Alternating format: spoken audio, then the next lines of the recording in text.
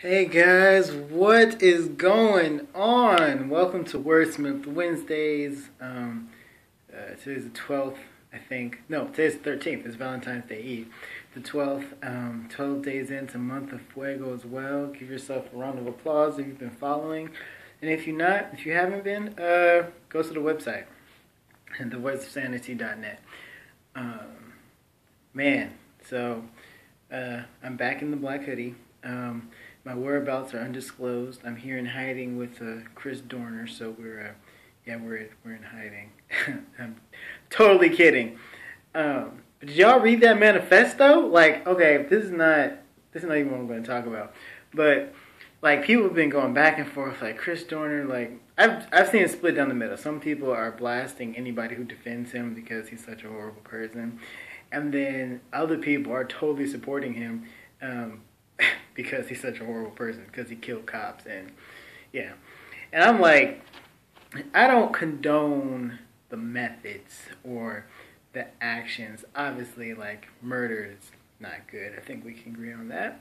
But at the same time, like, if you read his manifesto, like, the whole thing straight through, like, he's not crazy.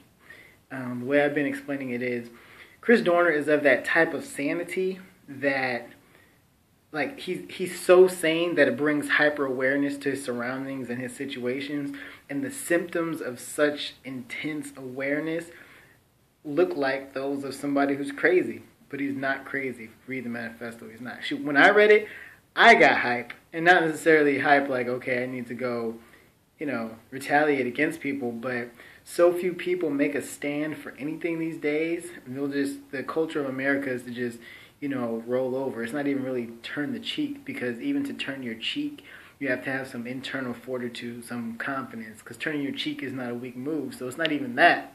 Americans just roll over. And when somebody doesn't roll over, whether it's for good or for bad, whether they do it right or they do it wrong, or they do it, right and wrong, when somebody stands up for themselves and they're not punks anymore, America can't handle it. Notice, there's nobody else in the world is freaking out about this. I'm pretty sure this is just a day in the life in pretty much any other country. Granted, there are other countries that have issues, but we don't stand for anything. Anyway, so if you hadn't read the manifesto, read it. It's incredibly long. Read the whole thing anyways. Be aware, know what's going on. Anyways, and we're 2 minutes in. I'm trying not to go like 7 minutes like I did last time. It's Valentine's Day Eve, woo! Which doesn't mean jack, because Valentine's Day is not an actual holiday. However, tomorrow I will be releasing a song, the Valentine's Day anthem, so keep an eye out for that. But let's talk a little bit about Valentine's, love, and all that type of stuff. So, I was thinking, and you can agree with me or not, but it seems to me that there are three types of people in the world. For guys, there are three types of women. For women, there are three types of guys. There are the ones you truly cherish and adore, like you would genuinely want to be with. Like, you would completely alter your lifestyle. You would seek to be the best you that you can be for these people. That's usually a small list. Then there are the people that you can get. So they're not necessarily the ones that bring out the best you, but you're I think it would be compatible. You're compatible with them, and you like them enough to engage in a romantically based relationship. Those are the ones that you can get. And then there are the people that you just don't like, and so you either diss them, use them, like whatever. You're just the people you don't like. So there's the people that you actually genuinely care about. It's the people that you can get, and it's the people that you don't care about.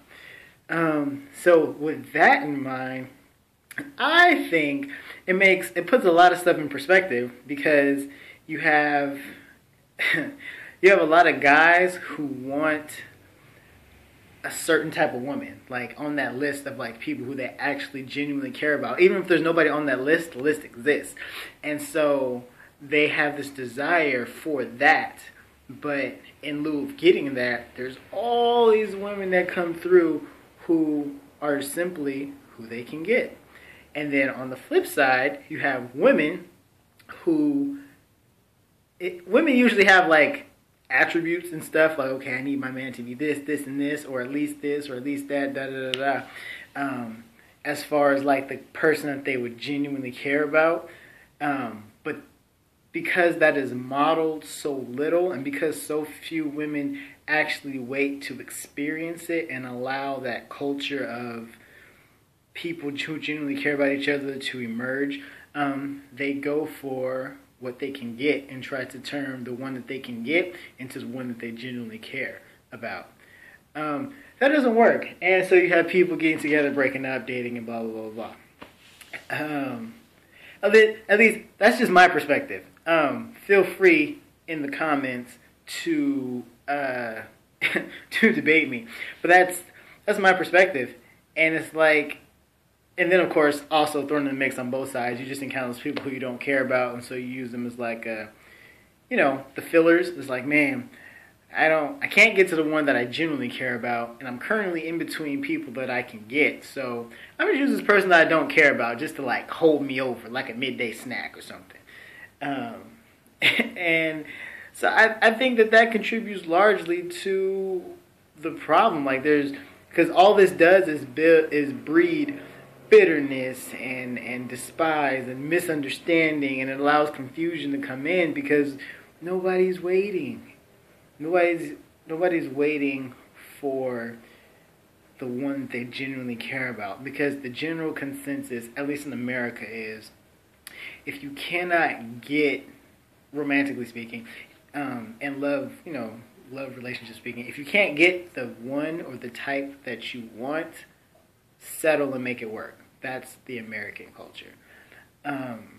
Which, if you're going to make it work, fine, do that. But if deep in your heart of hearts, and you got to be honest with yourself, if deep down you're really not going to make it work, you're just going to, whatever you're going to do that doesn't involve making it work, you're just going to do what you're going to do. Crap, I'm at 7 minutes already. If you're just going to do what you're going to do,